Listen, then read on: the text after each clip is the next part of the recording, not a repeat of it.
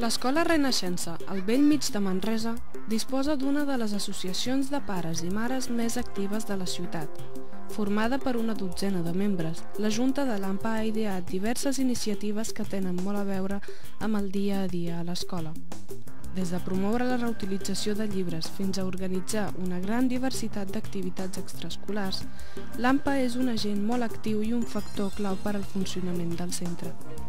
La Renaixença és una escola de primària en què a simple cop d'ull es percep la diversitat. Famílies d'orígens ben diversos comparteixen espais i activitats, dins i fora de les aules. Aprofitar tot allò de bo que porta aquesta diversitat és un dels eixos d'actuació de l'AMPA.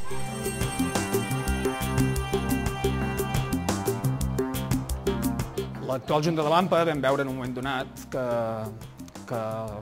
la situació de les AMPAs que hi havia anteriorment no era la més adequada, donat que es feien molt poques activitats, les activitats que es feien eren molt poc participades i per tant es va buscar la manera de donar-li la volta amb això, de manera que funcionés més. No només les activitats pròpies, sinó les activitats que realitza l'escola tenien poca participació. Nosaltres vam veure que el problema era obvi, venia de l'origen socioeconòmic de les famílies que van a aquesta escola i impedia que determinades activitats que tenien un cost econòmic molt elevat doncs no s'hi participés.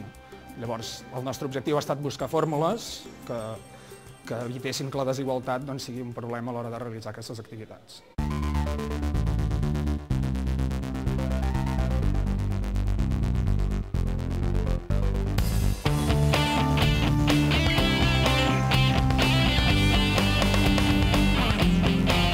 L'AMPA organitza un ampli programa d'activitats extraescolars. Un dels que tenen més acceptació és el futbol. L'escola disposa de 4 equips que participen regularment en tornejos amb altres escoles i clubs de la ciutat. Un dels entrenadors és en Joan, també membre de l'AMPA. Bé, el futbol, a part que els nanos ho passen bé, per l'escola també ha sigut una manera de sortir fora, no?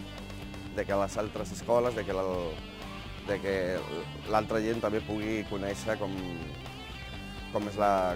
són els nanos i ells estan molt orgullosos també de fer aquesta escola perquè si veieu bé després amb l'equipació, com porten el nom a l'esquena, és un motiu d'orgull també. Estan molt orgullosos de pertànyer a la Renaixença.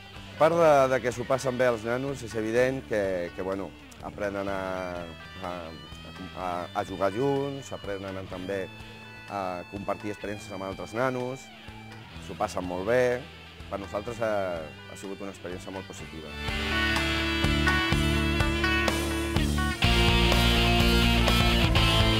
L'AMPA ha aconseguit que els equips de futbol disposin d'una equipació personalitzada per a cada jugador, un motiu més per generar sentiment d'equip i motivar els jugadors.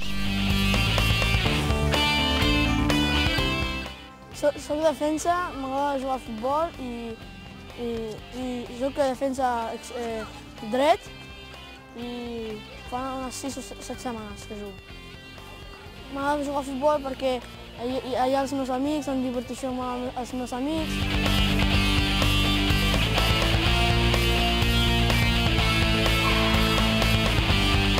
Altres activitats esportives que organitza l'AMPA són atletisme a l'estadi del Congost, natació a la piscina municipal, taekwondo, bàsquet o patinatge. Les activitats extraescolars tenen lloc cada dia, de 5 a 6 de la tarda i en alguns casos els caps de setmana. En el camp cultural també es fan sessions de teatre, cant i música, ball modern i dibuix.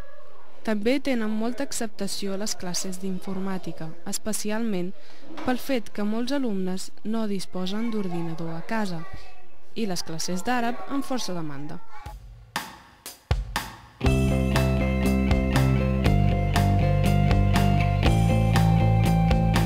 L'AMPA de la Renaixença ha estat també innovadora en molts aspectes. Per exemple, ha organitzat cursos d'alfabetització per a mares i pares d'alumnes, una iniciativa que ha tingut una gran acollida i que fins i tot l'any passat va obtenir el Premi Educa, concedit per l'Ajuntament de Manresa. El proper mes de gener començaran les sessions d'aquest curs. Mariam Berraja, exalumna de l'escola, és la responsable d'aquesta activitat. Aquest projecte va sorgir d'ençà que les mares venien aquí i no sabien realment ni llegir un paper que els hi portava el seu fill a casa. I aquesta necessitat bàsica de saber llegir i escriure és un dret que tenim que tenir tots, realment. Fer uns horaris bàsics de que les mares poguessin venir. Per exemple, les classes són de 3 a 5. Les mares venen a les tardes, deixen les criatures i a les 5 se les emporten. Aquestes 2 hores que estan els nens fent classe, elles també estan fent classe. Les classes, ja et dic, hi ha diversitat de gent, o sigui, gent que té estudis al Marroc i gent que realment mai ha estudiat. Gent que només són alfabetes de la llengua d'aquí. Les mares que tinc a classe, hi ha mares que són diplomades i els ensenyes tu com es diu pa en català o taula. I el que es necessitaria més és més material. No hi ha material per gent gran. Clar, només hi ha material per nens petits. Els ensenyes a llegir i a escriure amb dibuixets de parvulari. Les noies que al Marroc ja tenen uns estudis ho agafen molt ràpid perquè realment el francès que tenim allà al Marroc és molt similar al català i les que no tenen estudis els hi costa una miqueta més. Jo proposaria de fer 2 grups, amb gent que ja té estudis al Marroc i gent que mai ha estudiat, perquè és que endarrereix una miqueta el fet que hi ha dones que saben llegir i escriure en francès i les que mai han fet cap tipus de classe.